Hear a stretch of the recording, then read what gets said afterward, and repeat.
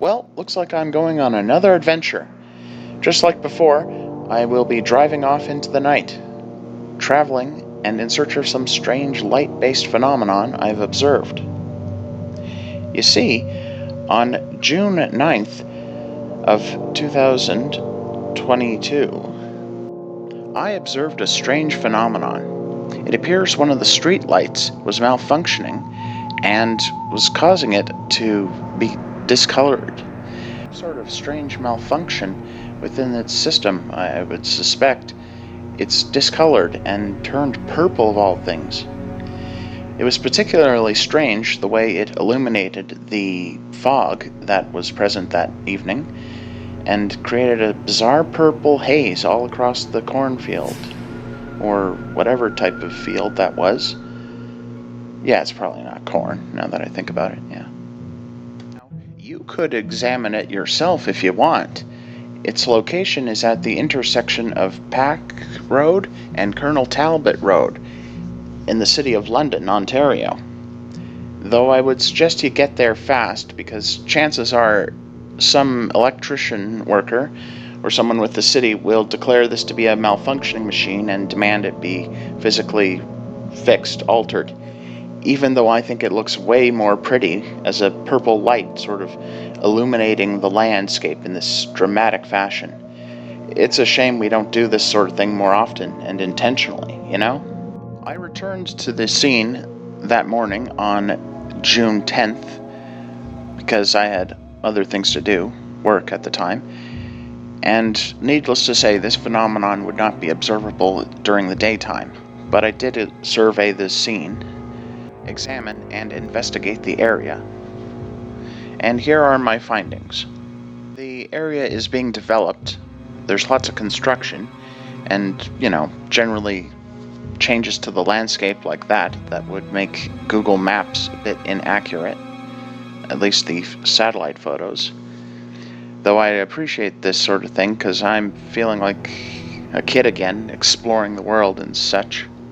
Now here is the electrical systems, the lights and wires and such, that I think are associated with the phenomenon.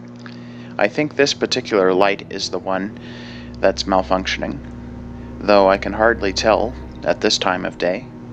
And this was the field where the phenomenon was observed. I was driving down the street at the time at night, and it looked pretty darn cool.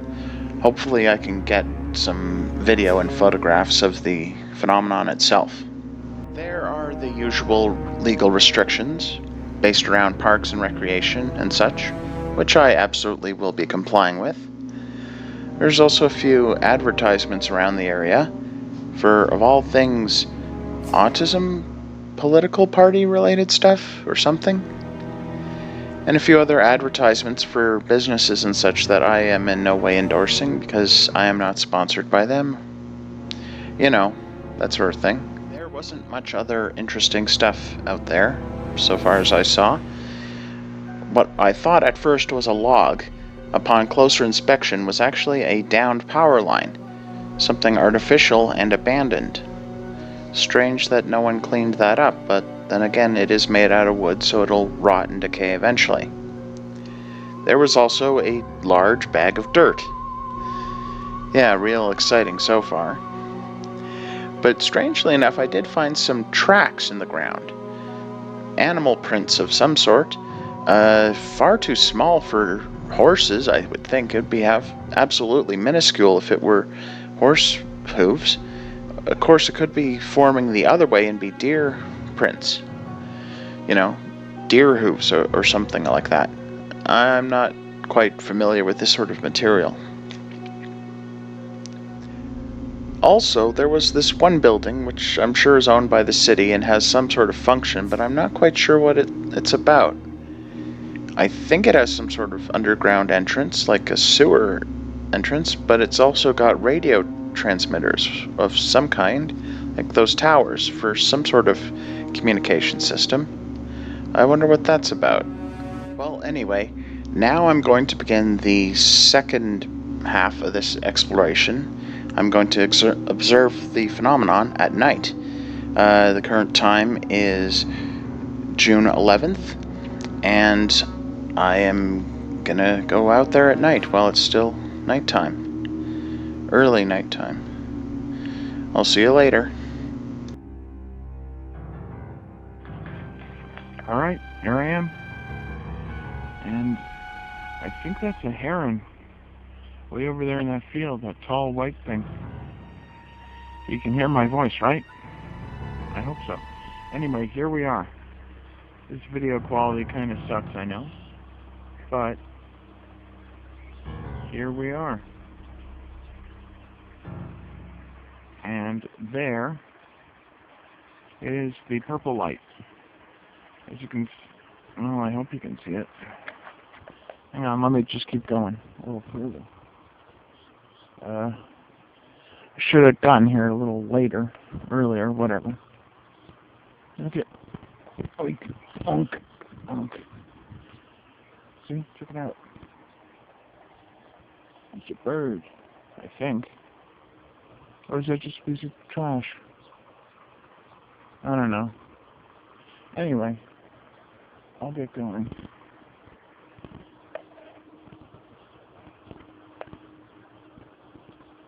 Well, it's pretty early. It's currently the 11th of June. It's pretty early out. Yet, I think I should have came here even earlier than that. And as you might be able to see, there's a slight distortion. Beginning to see the light. It's tinted purple ever so slightly. I can actually see it on the ground. The reflections on the wet pavement and reflection off that metal. It's a purple light. I'm not sure if this camera is picking it up, but here it is. That's it. That's the light bulb. That's it. See? You can see that purple light, right? I do hope you can see it, right? I think it's one of the modern light bulbs that maybe have some sort of abnormality to it. It's causing it to look that way. You are able to see it, right?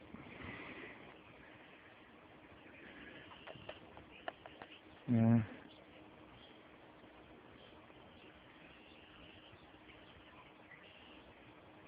That's the one. I wish actually it was a bit more purple than before. It could be real intense. You can kind of see it colorizing the ground.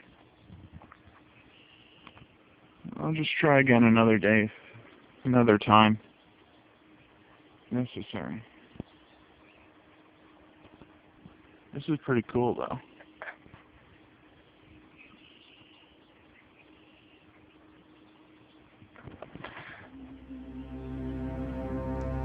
Well, now that time was a bit of a bust now, wasn't it? That was kind of a failure because I didn't get there quite late enough, not quite dark enough. I think I got here at the wrong time. I should have been there more closer to midnight when it's much darker. We'll just give this another try, shall we? Hey, we're back here again, later at night, and now I'm sure you can see it, right? You can definitely see it. It's much more pronounced in the dark. Look at that purple light. Look at it. Wait, go back. Yeah, there it is. You can see it, right?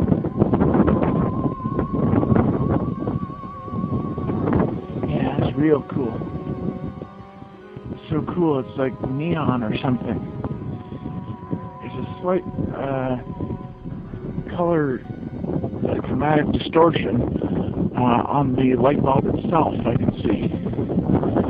I think it's like supposed to be white, but some of the internal filaments or something is off, and it's coming off more purple. Coming up blue on this camera, but I can see purple in real life. And the other night, it was foggy, and that purple light was visible all across the field. And that field over there. Way over yonder is these hotels or these apartment buildings that have their own purple light sort of thingy fitted into there, and that's pretty cool. Pretty sure this one's a mechanical malfunction, but I really like the look of it.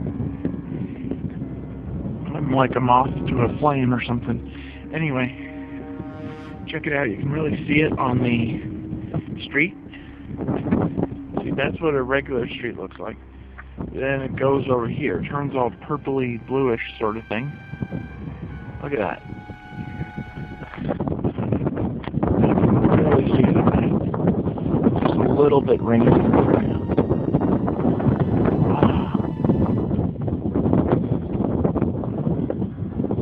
It was really something when there was fog.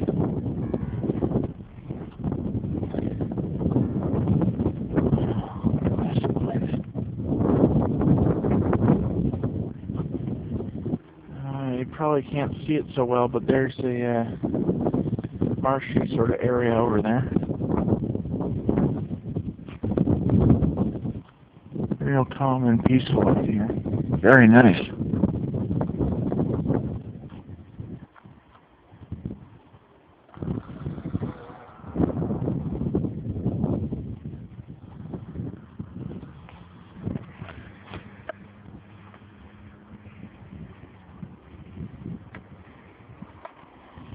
Fascinating, isn't it? Fascinating.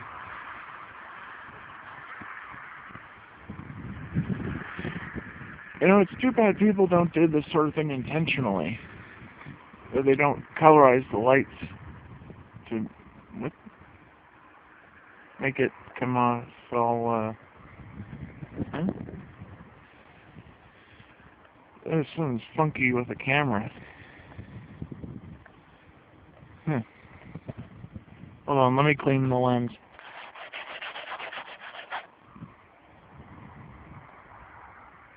Alright, that's better. Huh. You know, it's too bad people don't do these sort of things intentionally. Because it would make the city look real pretty. One color or another. You know, I once heard of a sort of psychological experiment that was done. Well, I've heard some stories of a sort of sociological experiment that was done a while back where people intentionally made the streetlights blue in order to calm people down and sort of have a psychological effect on them. And that did work. Supposedly, that reduced the crime rates in the city. And it also looks pretty darn pretty. And very cinematic. Very beautiful. It was really quite pretty that one night when it was all purple light illuminating the fog. And this is very pretty itself. I wish I could see more stuff like this around here. But everything's either white or sort of a yellow tint more often than not. Now, some of you may remember that there is, you know, I remember what it's like in wintertime when all the orange lights of the city lamps would illuminate the snow. Everything would have an orange sort of glow about it, and it made me feel like I was living in a sepia tone world. That's one of the fun parts of winter at night here in the city. Now this light, from what I'm seeing on the camera, it's coming off really, really blue. Now with my own eyes, I can see it's mostly still white, but just a little bit purple tinted. But it really comes across as purple tinted out here. Now, of course, the rain is going to make things even more glowy, but it's starting to really come down now. Well, this has been a much more productive night, I assure you. Everyone who's looking at me is probably thinking I'm a real weirdo for constantly taking pictures of a light like this. Oh yeah, the rain's really picking up now. I better get going.